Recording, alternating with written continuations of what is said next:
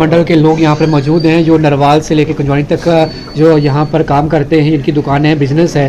क्या उद्देश्य था इस मीटिंग का, क्या कहना चाहते हैं इस मीटिंग के बाद? देखिए, ऐसे है कि जो ये बाईपास का एक बड़ा बर्निंग इशू बना हुआ है, तो काफ़ी दिनों से जो लोग मेरे को अप्रोच कर रहे थे। मैं भारतीय जनता पार्टी का ट्रेड सेल का चेयरमैन हूँ J&K का।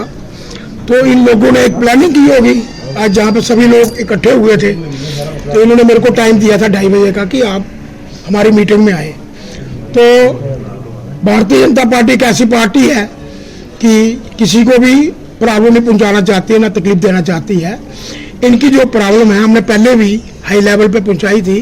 हम नितिन गडकरी साहब के पास गए थे। इन लोगों ने कहा था कि जहाँ पे जो फ्लाईओवर बन रहा है वो बन रहा है ब्लाइंड वाल के ऊपर, तो वो नहीं होना चाहिए। और दोनों तरफ रोड दे रहे हैं 25-25 फुट कि जो पहले से रोड चल रही है 75 फुट एक साइड है, 75 फुट दूसरी साइड है, तो उस पर भी पूरा दिन जैमिंग रहती है।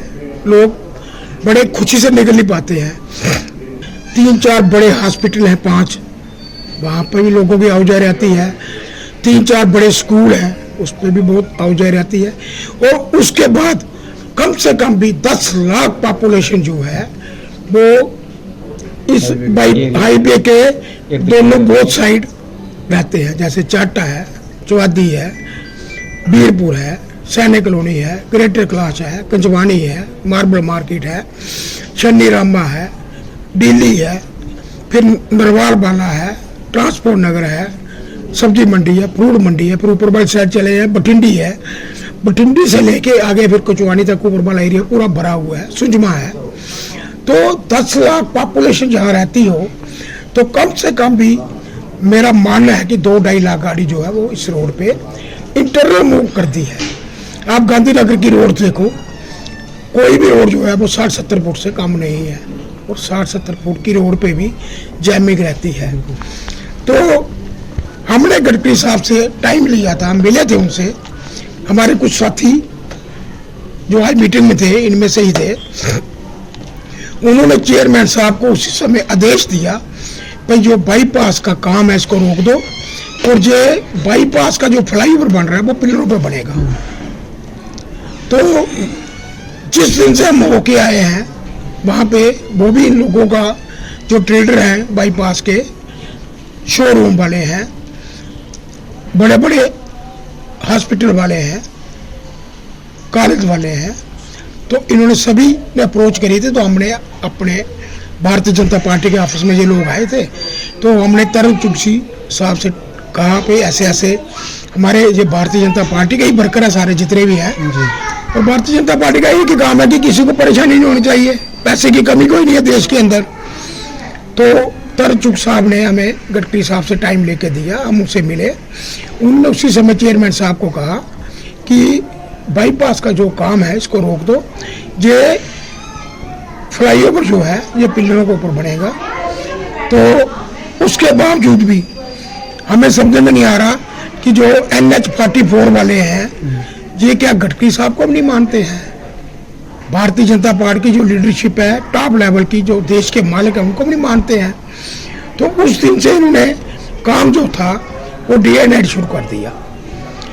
मैं आपके चैनल के माध्यम से ये भी कहना चाहता हूँ, कल जब 25 फुट पर गाड़ी चलेगी, रोड बंद हो जाएगी, जितना ब्लाइंड वाल का अगर कल को डिसमेंटलिंग करना पड़ा, जो लोग जहाँ पे इंजीनियर हैं जिन्होंने इस ब्लाइंड वाल को डिजाइन किया है, ये जितना हर्जाना है 500-600 करोड़ रुपए का, उन पे आना चाहिए, उनको कहीं पनिशमेंट होनी चाहिए, उनको कहीं सजा होनी चाहिए।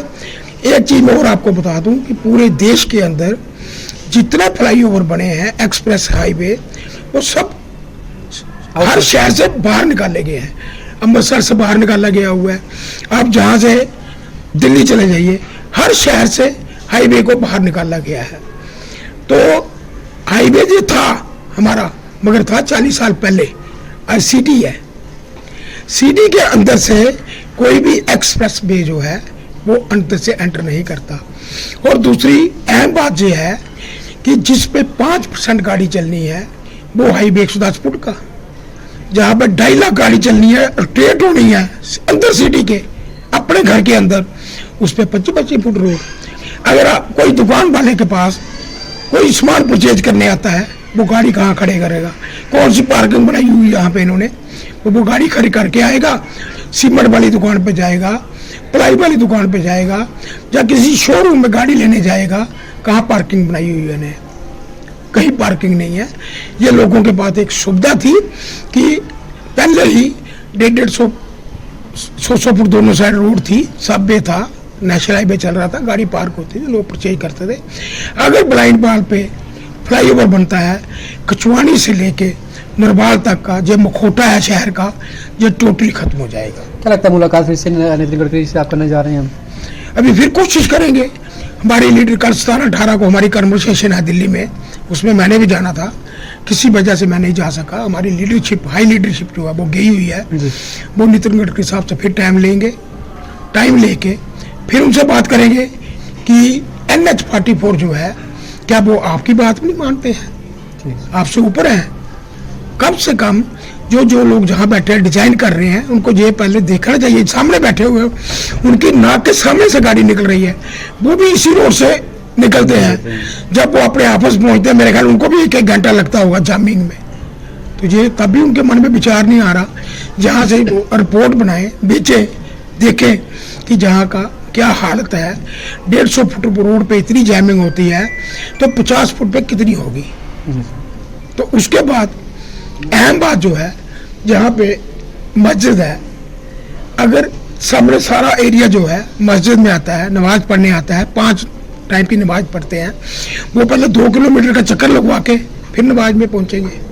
बड़ी घटिया बात है। ये दे रहे हैं एक बठिंडी वाला चौक जो है, एक नरवाल चौक लाइट वाला है, एक आर्मी गेट है, एक छन्नी का है, 4 कट दे रहे हैं।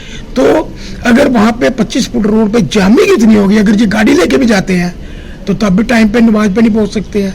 अगर गर्मी में जून महीने में नमाज पढ़ने जाते हैं तो 2 किलोमीटर पैदल, 4 किलोमीटर पैदल जाना पड़ेगा। पहले 2 किलोमीटर जाएंगे, फिर 2 किलोमीटर मस्जिद में वापस आएंगे।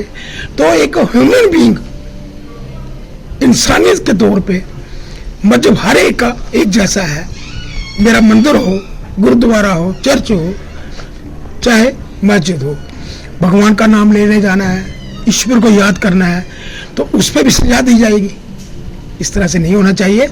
तो मैं रिक्वेस्ट करता हूँ जहाँ के जो लोकल इंजीनियर हैं, जिन्होंने ये मैप तैयार किया है, और मैप तैयार करने से पहले स्टेक होल्डर जो होते हैं उनके साथ बात की जाती है, क्या इसमें आपको कोई एतराज तो नहीं है, पूछा जाता है, सलाह की जाती है। मेरे को बताएं ये एडमिनिस्ट्रेशन वाले कि बाईपास के अंदर किसके साथ मीटिंग करी इन्होंने, किसके साथ बात करी, इसको जो बताया आज से 6 महीने पहले कि हम ब्लाइंड बाल बनाने जा रहे हैं, जहाँ पे लोगों को बोला गया कि हम ऊपर बड़ा फ्लाईओवर बनाएंगे। तो जैसे केनार रोड पे नहर से लेके मुट्ठी तक का फ्लाईओवर है, वो बनेगा, और दोनों साइड जो रोड है वो कम से कम भी 100 फुट की होगी। तो ये लोगों ने सोचा कि अच्छी बात है, पहले 75 फुट रोड थी, अब 100 फुट बन रही है। अभी जब गडकरी साहब से मिले तो उन्होंने बोला कि ये काम रुकवाओ, काम रोको, इनको बोला रोको। डिप काम साहब ने भी कहा इनको, NH-44 को, कि काम रोको। उसके बावजूद भी कोई सुनाई नहीं है, उसके बाद ये मानने को तैयार नहीं है।